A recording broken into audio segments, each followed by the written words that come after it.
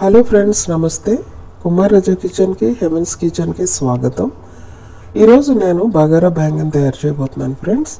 అది కూడా పెద్ద వంకాయలతోటి, నల్ల వంకాయలు పెద్ద వంకాయలతోటి.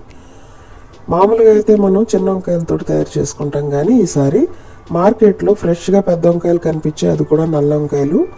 నాకు నచ్చి దీంతో తయారు చేద్దాం అనిపించింది. ఈ కర్రీ కూడా చాలా రుచిగా అనిపించింది ఫ్రెండ్స్. నాకైతే చాలా బాగా నచ్చింది. మనం చిన్న వంకాయలతో వండుకున్నట్టే ఉంది, అదే రుచితో ఉంది. కాబట్టి ఇది కూడా ఒకసారి ట్రై చేద్దాం అనిపించి తయారు చేయడం జరిగింది.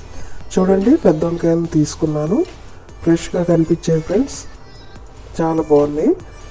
అలాగే ఉల్లిపాయలు, పచ్చిమిర్చి, టమాటాలు, తాలింపు సామాన్లు, అల్లం వెల్లుల్లి పేస్ట్, కొబ్బరి, వీటితోటి మనం కర్రీ తయారు చేసుకుందాం ఈరోజు. ముందుగా మిక్సీ జార్ తీసుకుందాం ఫ్రెండ్స్. అందులో ఒక పెద్ద ఆనియన్స్ 2 తీసుకుందాం, పచ్చిమిర్చి 4 to 5 తీసుకుందాం, టమాటాలు 4 to 5 తీసుకుని మిక్సీ జార్లో మిక్సీ పట్టించిన తర్వాత ఇది పక్కకు పెట్టుకుందాం ఈ పేస్ట్. తర్వాత ఇదే మిక్సీ జార్లో పల్లీలు వేసుకుందాం, కొబ్బరి కట్ చేసి వేసుకుందాం. ఇది కూడా మిక్సీ పట్టించేద్దాం, సేమ్ దీంట్లోనే కలిపేద్దాం. ఆనియన్ టమాటో పేస్ట్లోనే ఈ పల్లీలు కొబ్బరి పేస్ట్ కూడా కలిపేద్దాం. ఇప్పుడు మనం వంకాయలు తీసుకుందాం ఫ్రెండ్స్, 4 బద్దలుగా చేసుకుందాం. ఈ స్లిట్ చేసిన వంకాయల్ని ఆయిల్లో వేసి 80% వేపుకుందాం. మామూలుగా అయితే ఇది చక్కగా ఈ వంకాయ రంగు ఈ విధంగా ఉంటుంది కదా ఫ్రెండ్స్. ఫ్రై అయిన తర్వాత చూడండి, బ్లూ కలర్లోకి మారుతుంది. చూడ్డానికి అయితే చాలా బాగా అనిపిస్తుంది ఫ్రెండ్స్. చూసారా, బ్లూ కలర్లోకి మారింది. 80% ఇవి కుక్ అయిపోయాయి ఫ్రెండ్స్. ఇవి పక్కన పెట్టేద్దాం మనం ఇప్పుడు. చూడండి ఎంత బ్యూటిఫుల్గా కనిపిస్తున్నాయి కదా.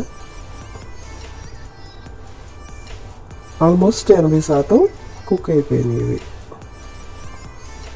ఇప్పుడు మనం వంకాయలు వేపిన ఆయిల్ మిగిలిపోయింది కదా ఫ్రెండ్స్, అందులోనే తాలింపు సామాన్లు వేసేసుకుందాం. అలాగే ఈ పేస్ట్ అయితే ఏదైతే పక్కన పెట్టుకున్నామో అది కూడా వేసుకుని బాగా ఫ్రై చేసుకుందాం.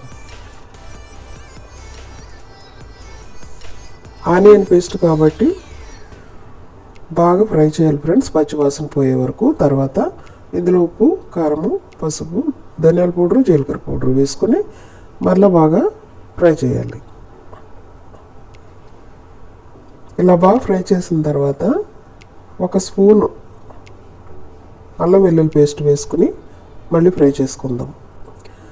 అల్లం వెల్లుల్లి పేస్ట్ ఉంటే ఇప్పుడు వేసుకోవచ్చు, లేదంటే మనం ఆనియన్స్తో పాటు అల్లం వెల్లుల్లి కూడా మిక్సీ పట్టేసుకోవచ్చు. ఇలా బాగా ఫ్రై అయిన తర్వాత మనం వాటర్ వేసి మిక్స్ చేసుకుందాం ఫ్రెండ్స్. మనం వంకాయ ఇందులో వేయాలి కాబట్టి వంకాయ మునిగేంత వాటర్ వేసుకోవాలి, మరీ ఎక్కువ వాటర్ వేసేసుకోక్కర్లేదు. వంకాయ మనకి ఎక్కువ ఉడకాల్సిన అవసరం లేదు, 80% అయితే ఉడికిపోయింది కాబట్టి వంకాయ మునిగేలాగా ఈ గ్రేవీలో వాటర్ వేసుకుంటే సరిపోతుంది.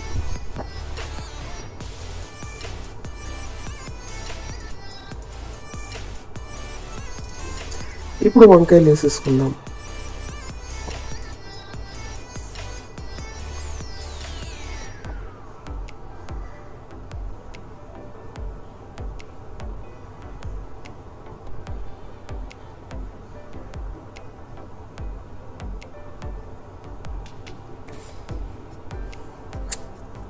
ఈ విధంగా మనకి ఈ వంకాయలు వేసుకున్న తర్వాత ఒక 10 నిమిషాలు ఉంచుకుంటే సరిపోతుంది ఫ్రెండ్స్. ఇప్పుడు గ్రేవీ పల్చగా మనకు కనిపిస్తుంది కదా, దీన్ని చిక్కపరుచుకోవడానికి మనం ఏం చేయాలంటే బియ్యం పిండి 1 స్పూన్ తీసుకుని కొంచెం వాటర్లో మిక్స్ చేసి ఇందులో వేసుకోవాలి ఫ్రెండ్స్. అప్పుడు ఈ గ్రేవీ ఏదైతే ఉందో అది బాగా చిక్కబడిపోతుంది అన్నమాట. చాలామంది చింతపండు పులుసు కూడా వేస్తారు, నేను కొంచెం టమాటాలు ఎక్కువ వేసాను కాబట్టి చింతపండు పులుసు వేయలేదు ఫ్రెండ్స్.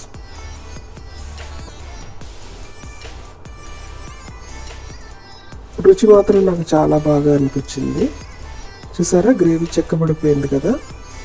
మనం ఒక్క వంకాయతోటి ఆల్మోస్ట్ అన్నం సగం తినేయచ్చు ఫ్రెండ్స్. ఒక 2 వంకాయలతోటి పూర్తిగా అన్నం తినేయచ్చు.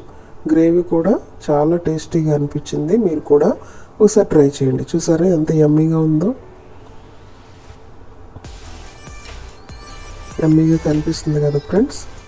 కొంతమంది ముచ్చుకలు తీసేసి వేసుకుంటారు ఫ్రెండ్స్. నేనైతే ముచ్చుకు ముంచే వేసాను, లుక్ బాగుంటుంది అనేసి. చూసారా గ్రేవీ కూడా మనకి ఎంత చిక్కగా వచ్చిందో చూడండి. రుచి అయితే చాలా బాగా అనిపించింది ఫ్రెండ్స్. పల్లీలు వేసాం కదా, చాలా రుచిగా అనిపించింది, కమ్మగా ఉంది. మీరు కూడా ఈ వంకాయలతోటి, ఇటువంటి వంకాయలతోటి కర్రీ తయారు చేసుకోండి. ఈ కర్రీ కనుక మీకు నచ్చినట్లయితే కుమార్ రాజా కిచెన్ లేదా హెవెన్స్ కిచెన్ని సబ్స్క్రైబ్ చేసుకోండి. Thank you.